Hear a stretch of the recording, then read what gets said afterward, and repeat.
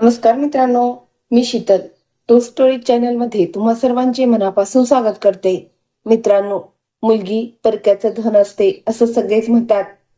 पण ज्या आईने 9 महिने पोटात वाढवलं, तीच आई जेव्हा समाजाच्या भीतीने आपल्या लेकीला परक करते, तेव्हा मुलीचं हृदय आतून पार तुटून जातं. सासरच्या उंबरठ्यावर पाऊल ठेवताना तिला वाटलं नव्हतं की ज्या माणसाला ती आपला परमेश्वर मानणार आहे, त्याच्याच मनात तिच्यासाठी कोणतीच जागा नाहीये.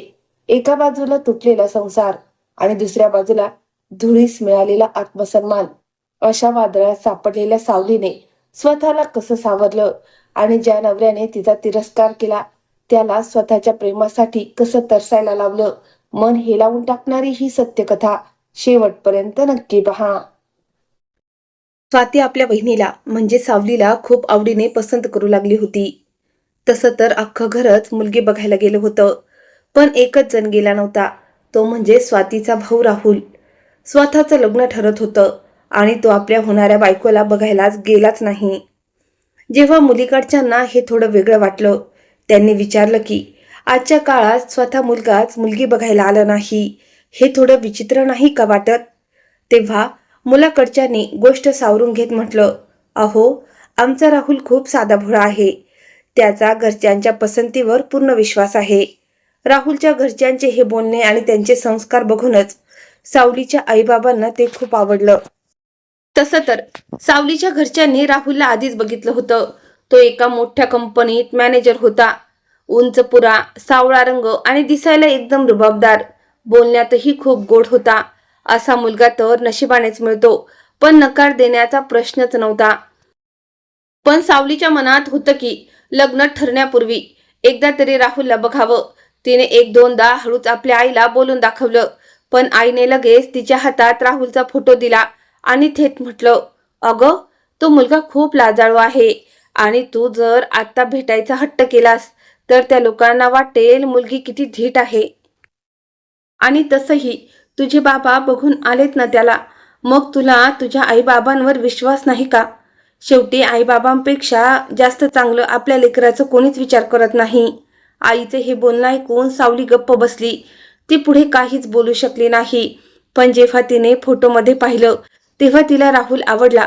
लग्नाआधी स्वाती सावलीला कोणत्या ना कोणत्या बहाण्याने फोन करायची, तिच्याशी बोलायची. काही दिवसातच स्वातीला समजून चुकलं होतं की तिची होणारी वहिनी खूप समजूतदार आणि हसतमुख स्वभावाची आहे. एक दोनदा सावलीने आपल्या होणाऱ्या पतीशी म्हणजेच राहुलशी बोलण्याची इच्छा दाखवली होती. तेव्हा स्वातीने राहुलशी तिचं बोलणं करून दिलं खरं, पण हॅलो, कशी आहेस अशा औपचारिक बोलण्यापलीकडे त्यांच्यात काहीच बोलणं झालं नाही.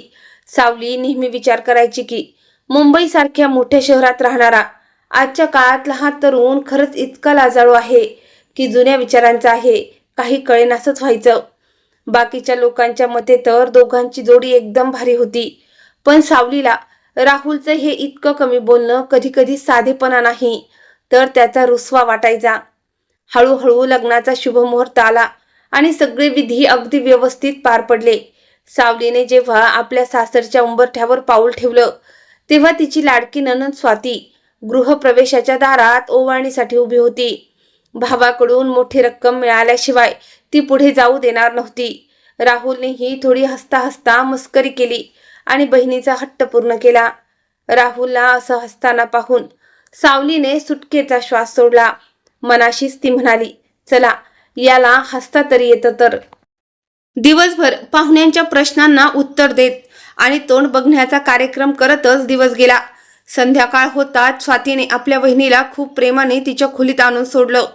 आता सावली डोळ्यात अनेक स्वप्न सजवून बेडवर बसली होती आणि राहुल येण्याची वाट पाहत होती. पण हे काय?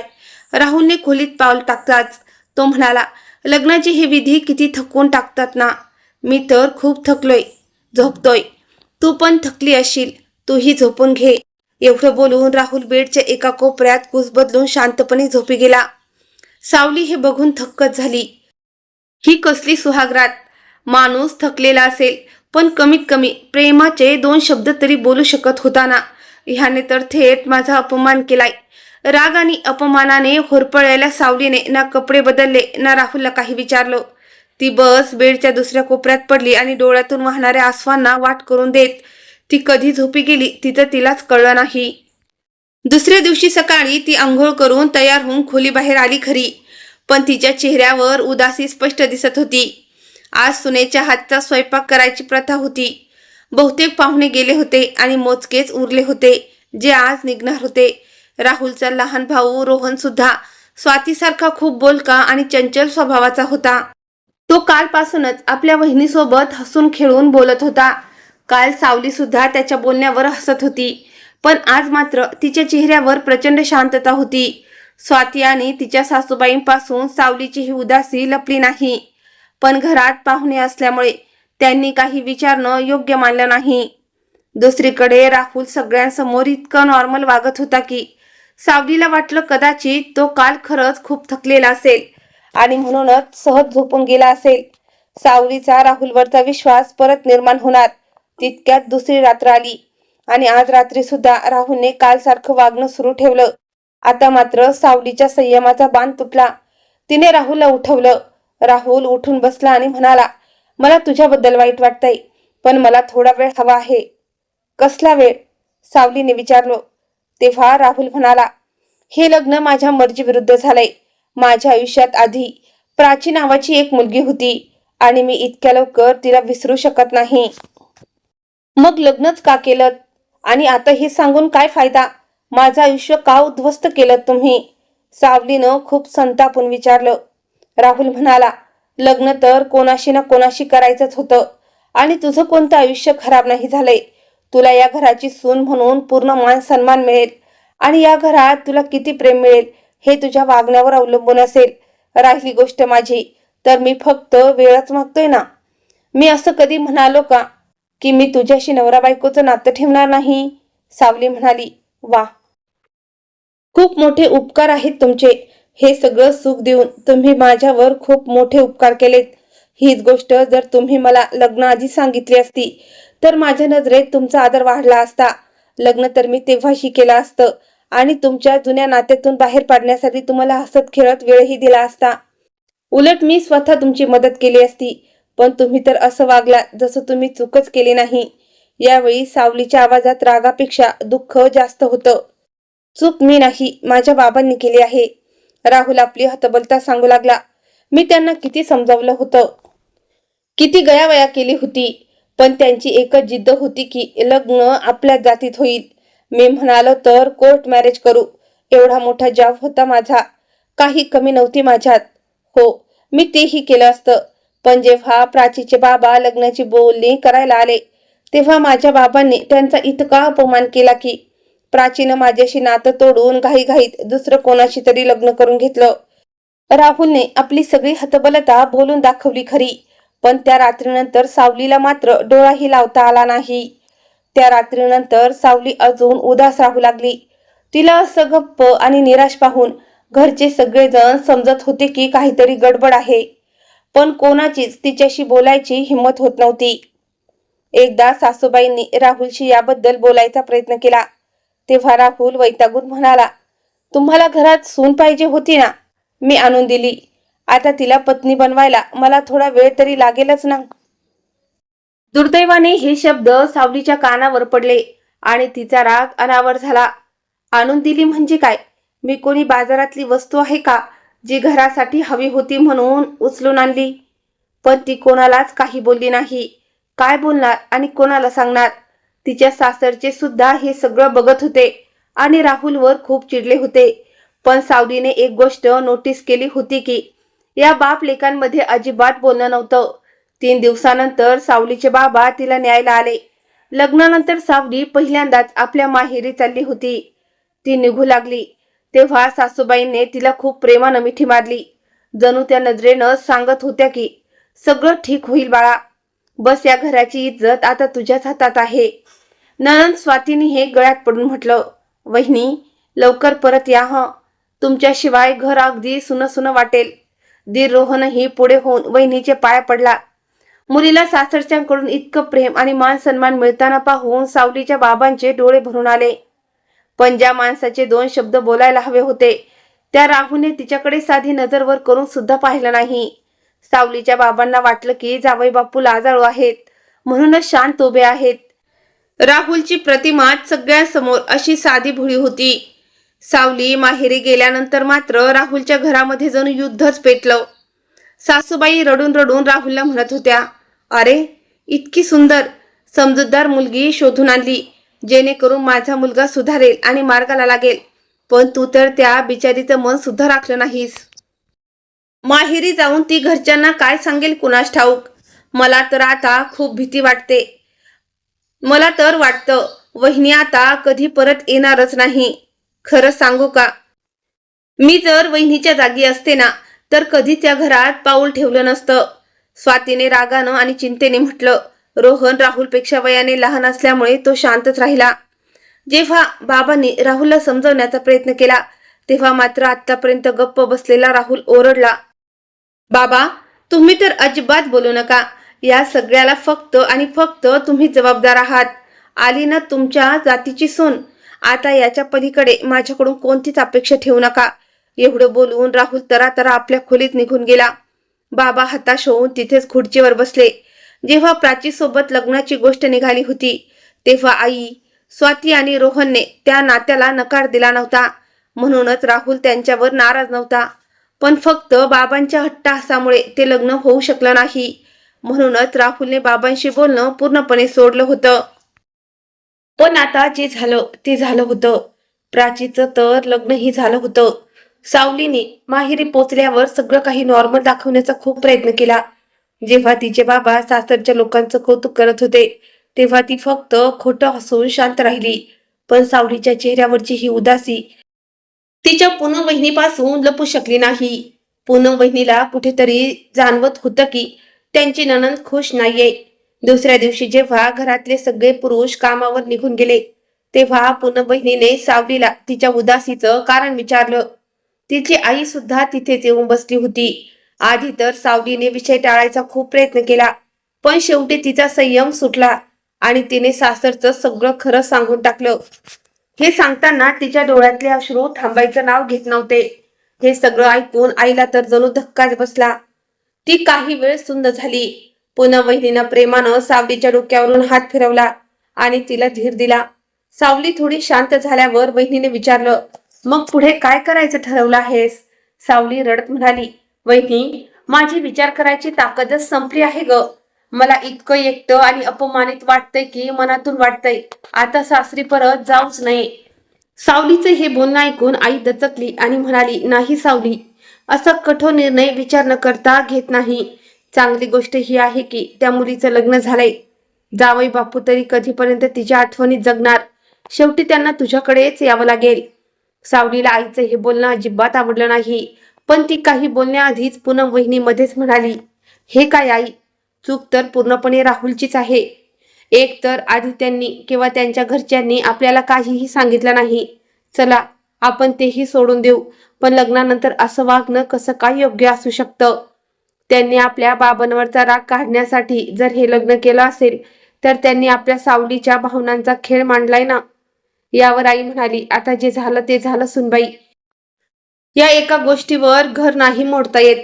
जावई बापू आज ना उद्या सुधारतीलच, पण जर हट्टामुळे घर तुटलं तर नंतर समाजात किती बदनाम होईल. जग तर नेहमी बाईलाच दोष देतं. वहिनीने पटवून द्यायचा प्रयत्न केला, पण आई, यामुळे सावलीच्या आत्मसन्मानाला जी ठेच पोचली आहे त्याचं काय? आई म्हणाली, पूनम इतक्याशा गोष्टीवरून संसार मोडणं मला अजिबात पटत नाही. आणि जावई बापू सावलीशी वाईट तर वागले नाहीत ना.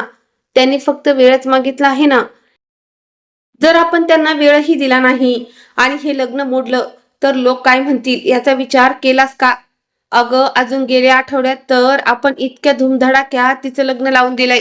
आपण छोट्या गावात राहतो आणि अशा लहान ठिकाणी या गोष्टी वाऱ्यासारख्या पसरतात.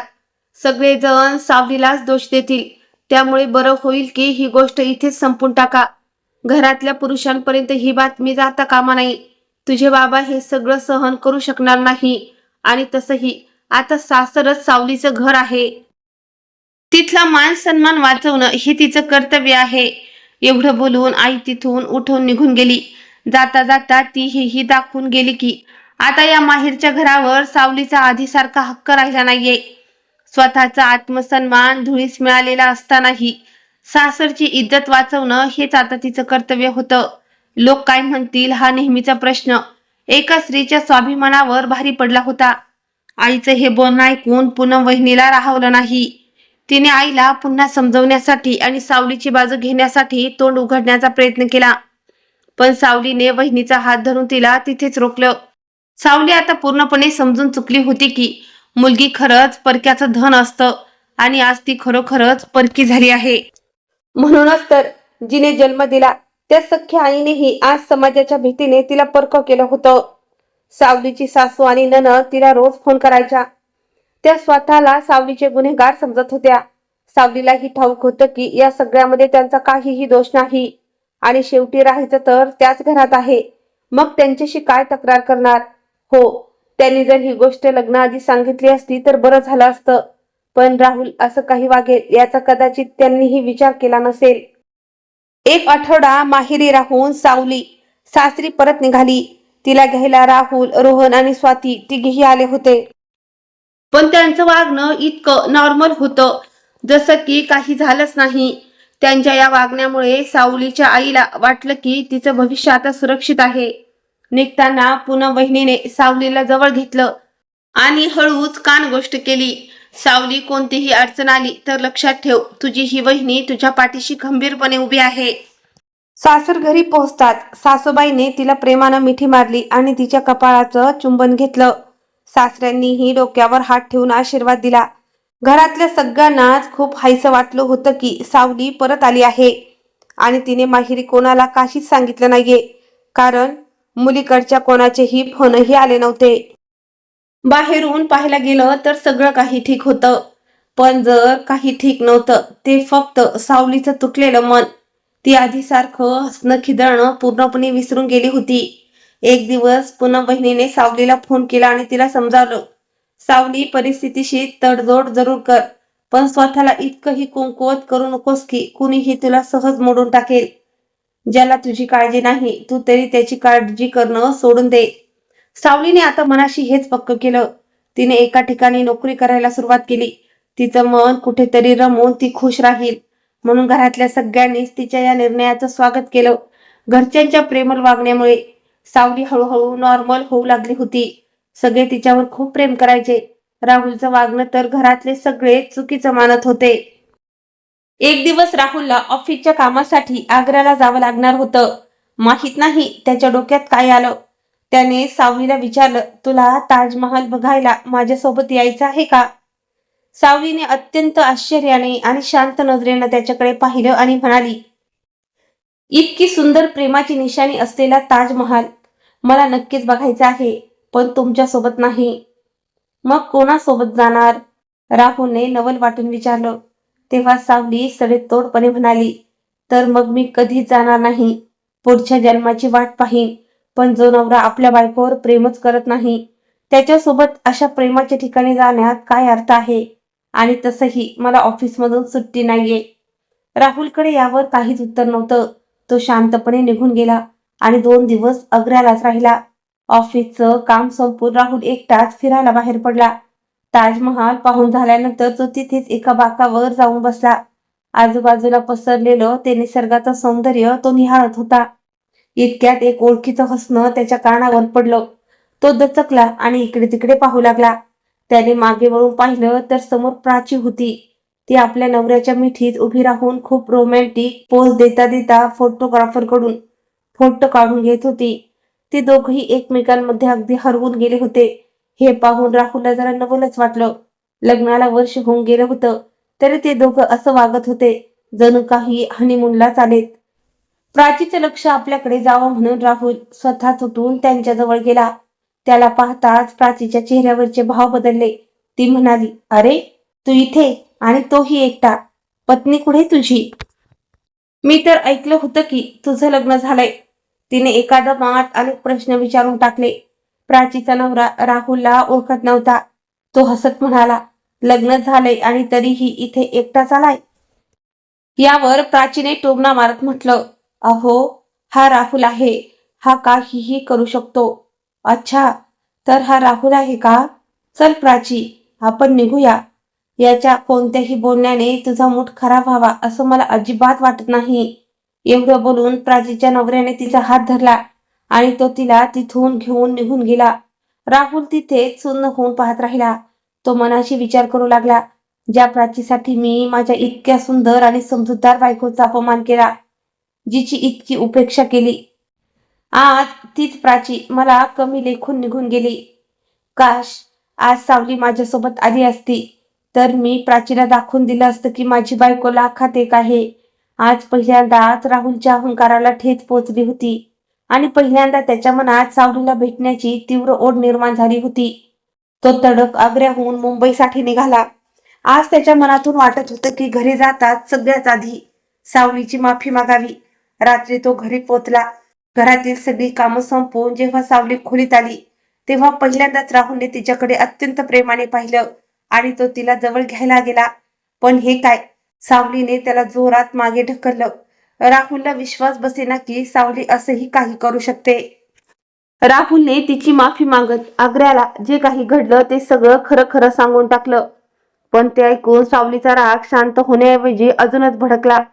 ती संतापून म्हणाली, अहो, तर आज तुमच्या मनात माझ्याबद्दल प्रेम यासाठी उफाळून येतंय कारण तुमच्या पहिल्या प्रेमाने तुमचा धिक्कार केलाय. जर आज प्राचीच्या डोळ्यात तुमच्यासाठी जुनं प्रेम दिसलं असतं ना, तर नेहमीप्रमाणे आज सुद्धा तुम्ही माझा तिरस्कारच केला असता. राहुल गयावया करत म्हणाला, असं नाहीये सावली.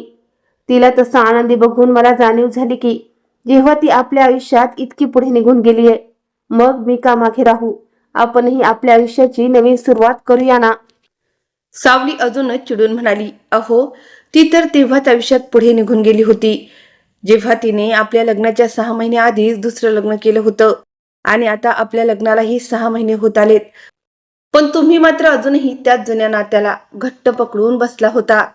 राहुल आपली चूक मान्य करत म्हणाला, अगं मी सांगतोय ना माझ्याकडून चूक झाली. मी आता जुन्या गोष्टी विसरून तुझ्यासोबत पुढे जायला तयार आहे ना. पण आता मी तयार नाहीये. सावलीने सडतोड उत्तर दिलं. ती पुढे म्हणाली, तुम्ही स्वतःला समजता काय? जेव्हा मन होईल तेव्हा तुम्ही माझा अपमान करणार, माझी उपेक्षा करणार आणि जेव्हा तुमची इच्छा होईल तेव्हा पुढे जाण्याची भाषा करणार. मी बाजारातील एखादी बावली नाहीये की तुम्ही मनाला येईल तसं माझ्याशी खेळाल. आता माझ्या नजरेत तुमची ती जागाच राहिलेली नाही जी एका पतीची आपल्या पत्नीसाठी असायला हवी. राहुलला तिच्या या आत्मविश्वासाचा धक्का बसला. त्याने विचारलं, अच्छा, जर अशी गोष्ट आहे तर मग आजपर्यंत तू माझ्यासोबत एकाच घरात का राहतेस? तेव्हा सावली म्हणाली, स्वतःच्या पायावर उभी राहून मला हे घर सोडून जायचं होतं, पण या घरातील इतर माणसांनी मला कधीच असं भासवूच दिलं नाही. सासूबाई, सासरे, स्वाती, रोहन या सगळ्यांशी माझं एक वेगळंच नातं तयार झालंय. मी त्यांच्यासाठी थांबले कारण माझ्या स्वतःच्या आईबाबांनी तर लग्नानंतर मला परकी करून टाकलं होतं. त्यामुळे तिथे जाण्याचा प्रश्नच नव्हता. सावलीचे हे बोलणं ऐकून राहुल पुन्हा एकदा रडू लागला. तिची माफी मागू लागला. तेव्हा सावलीने शांतपणे एक अट ठेवली. ती म्हणाली, बघा, या सगळ्या गोष्टी विसरून मला नॉर्मल व्हायला थोडा वेळ लागेल. जर तुम्ही मला हा वेळ द्यायला तयार असाल तर ठीक, नाहीतर आपण घटस्फोट घेऊ शकतो. सावलीचं हे इतकं थेट आणि स्पष्ट उत्तर ऐकून राहुल पुरता हादरला. त्याला कळून चुकलं होतं की सावली आता आधीसारखी राहिली नाहीये आणि त्याला कोणत्याही परिस्थितीत सावलीला गमवायचं नव्हतं. सावलीचं तिची नणंद स्वाती आणि तिची पूनम वहिनी या दोघींशी मैत्रीसारखं नातं होतं. म्हणूनच तिने आग्र्याला काय घडलं आणि खोलीत काय संवाद झाला हे सगळं त्या दोघींना फोन करून सांगितलं. हे ऐकून तिच्या पूनम वहिनीने सावलीच्या या धाडसाचं आणि स्वाभिमानाचं खूप कौतुक केलं. पूनम वहिनी सोबतच नणंद स्वातीनेही सावलीची पाठ थोपटली. स्वाती जरी राहुलची सख्खी बहीण होती तरी ती सत्याच्या बाजूने म्हणजेच आपल्या वहिनीच्या पाठीशी खंबीरपणे उभी राहिली. आता घरातलं दृश्य बघण्यासारखं होतं. राहुल दिवसभर सावलीच्या पुढे पुढे करायचा. तिच्या प्रत्येक गोष्टीचं कौतुक करायचा. हळूहळू सावलीचा राग आता शांत होऊ लागला होता, पण ती वरून मात्र अजूनही कडक आणि गंभीर असल्यासारखं दाखवायची. खरं तर आता तिला राहुलची अवस्था पाहून त्याची दया येत होती, पण त्याला अशी गयावया करायला लावण्यात तिला एक वेगळाच आनंदही मिळत होता. शेवटी राग वितळल्यावर प्रेम किती दिवस लपून राहणार? एक दिवस सावलीने राहुलला माफ केलं. हळूहळू त्यांच्यातलं नातं अगदी नॉर्मल झालं आणि घरातल्या सगळ्यांनी सुटकेचा श्वास सोडला. काळ बदलत गेला. नणंद स्वातीचं लग्न झालं आणि ती आपल्या सासरी गेली. सावली सुद्धा आता 2 मुलांची आई झाली होती आणि आता राहुलचा लहान भाऊ रोहन सुद्धा लग्नाचा झाला होता. जेव्हा रोहनसाठी मुलींची स्थळ येऊ लागली तेव्हा त्याने एक दिवस घरात स्पष्ट सांगून टाकलं की मला माझ्या आवडीच्याच मुलीशी लग्न करायचं आहे. इतिहास पुन्हा एकदा दोहरणार असं दिसू लागलं. हे ऐकून सासूबाईंना काही सुचेनासं झालं. राहुलच्या लग्नात जे काही घडलं होतं तो सगळा प्रसंग त्यांच्या डोळ्यासमोर नाचू लागला. सासरेबा मात्र अजूनही आपल्या मतावर ठाम होते, जिद्दीवर ठाम होते. राहुल या सगळ्यात शांत होता, पण आता सावली गप्प बसू शकली नाही. तिने स्पष्ट शब्दात सांगितलं की रोहनच्या या निर्णयामध्ये मी पूर्णपणे त्याच्या पाठीशी आहे. सावलीच्या या पाठिंब्यामुळे सासूबाईंनाही धीर मिळाला. सासरेबुवा सावलीला खूप मानायचे, पण या विषयावर ते तिच्याशी सहमत नव्हते. ते म्हणाले, जर रोहन आपल्या आवडीच्या मुलीशी लग्न करू शकत नसेल तर त्याने कधीच लग्न करू नये. प्रत्येक वेळी लग्न न राहता एक तडजोड का बनावं? सासरेबुवांनी तिला समजवण्याचा प्रयत्न केला. अगं सुनबाई, हे तू काय बोलत आहेस? राहुलनेही शेवटी माझाच निर्णय मानलाच ना, आणि आज बघा तो आपल्या आयुष्यात किती आनंदी आहे. रोहननेही माझं ऐकलं तर तो भविष्यात सुखी राहील. सावली म्हणाली, पप्पा, हीच तर तुमची सगळ्यात मोठी चूक आहे. आई वडिलांना असं का वाटतं की मुलांच्या आयुष्याचा त्यांच्यापेक्षा चांगला निर्णय दुसरा कोणीच घेऊ शकत नाही. पण खरं तर आयुष्य त्या मुलाला जगायचं असतं, आई वडिलांना नाही. आणि त्या बिचाऱ्या मुलीच्या आयुष्याचं काय, जी अशा बळजबरीच्या लग्नात होरपळून निघते. तुला काय म्हणायचं आहे सावली? तुझं आयुष्य काय उद्ध्वस्त झालं का? यावेळी पप्पांचा आवाज थोडा कडक झाला. तेव्हा सावली म्हणाली, मी थोडक्यात वाचले पप्पा. जेव्हा लग्नानंतर मी पहिल्यांदा माहेरी गेले होते तेव्हा मी हेच ठरवून गेले होते की या सासरी मी कधीच परत येणार नाही. पण तिथे गेल्यावर वाटलं की जर मी इथेच राहिले तर जग मला चुकीचं समजेल. म्हणून मी नशिबाशी तडजोड केली आणि परत आले. परत आल्यावर मी नोकरी करू लागले, कारण मला हे घर सोडून जायचं होतं.